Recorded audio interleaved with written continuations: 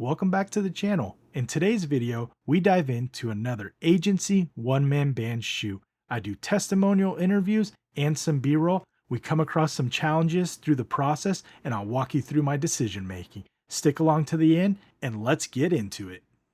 I just got unloaded. I'm gonna bring everything in and then we're gonna get fired right up. Everything fit onto one little rock and roller cart. It's piled in deep, but it'll be easy to just pull inside and get going.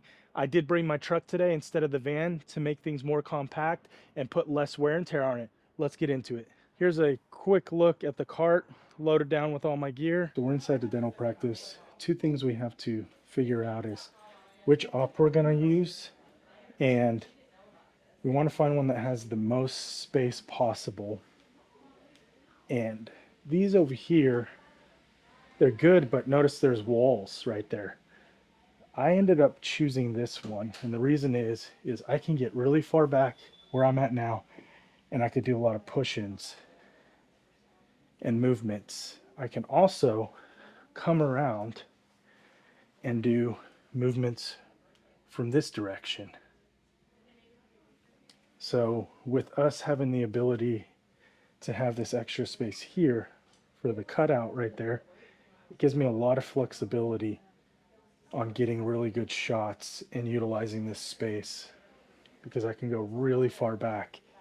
Now I'm back in the corner. If I was in the other space, it wouldn't happen because I'd be up against the wall right here, and this is as wide as I could go. And I just turned off the light. Oops. So this is the one we're going to be doing a lot of the filming in. The next scenario is, where are we going to film the testimonials?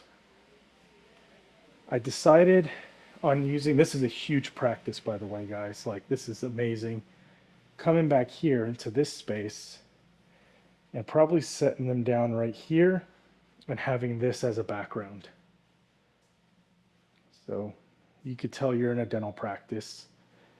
These ops are a lot smaller, as you can tell, so we don't want to film in here. And then they have those itty bitty windows. It's not as welcoming, but this will be perfect for testimonials. So probably have camera in this direction, blur out the background a little. You can tell it's a dental practice. Their lobby is very tiny, really tiny.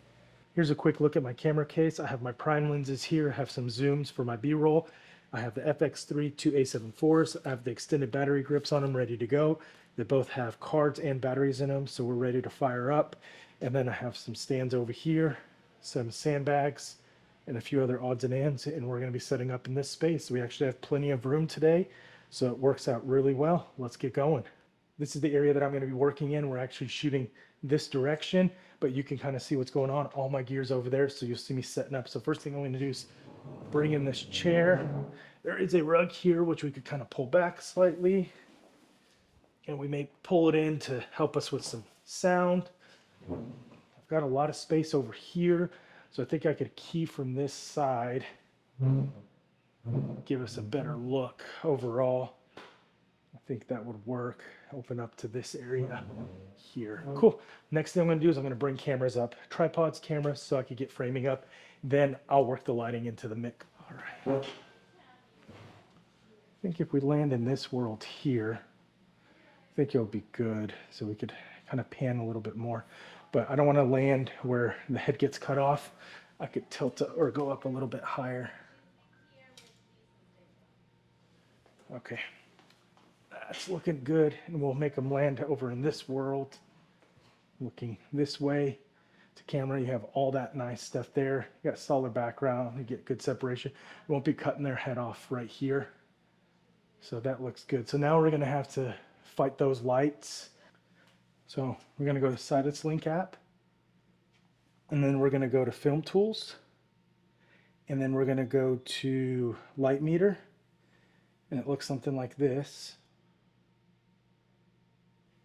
And what you do is you're just going to point up at the lights in the space to see what Kelvin we're getting. And we're getting like 52,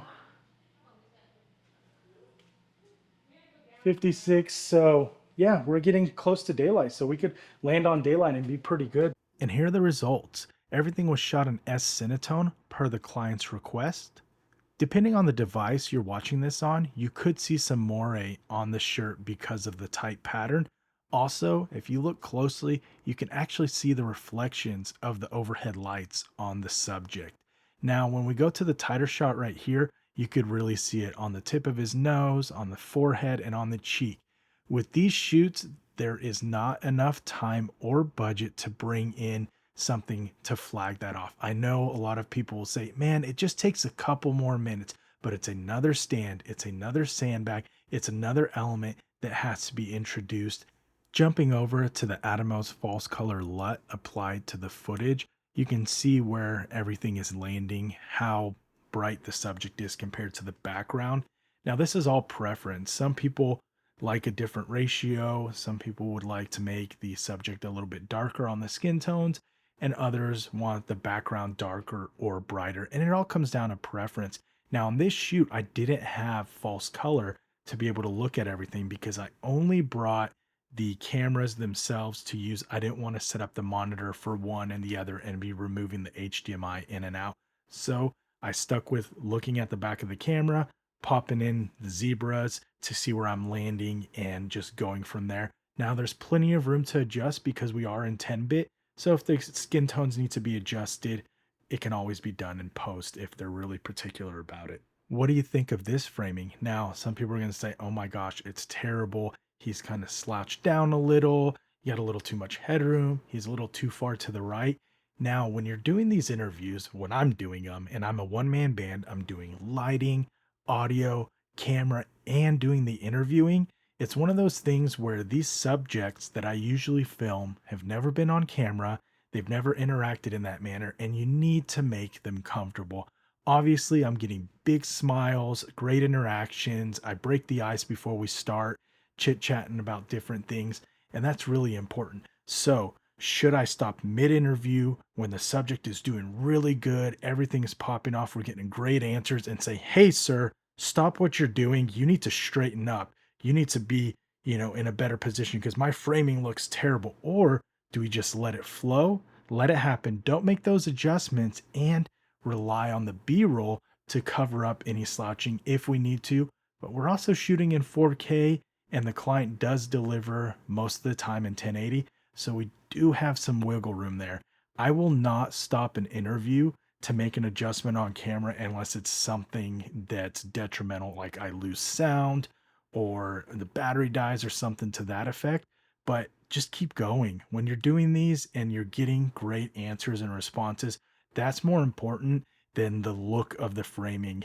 Someone that's new to our industry or not in our industry at all is not going to nitpick this, and they're just going to let it flow, and they're going to take advantage of the great answers. All right, so I have 5 minutes to get this gimbal built out. Let's see if I can do it.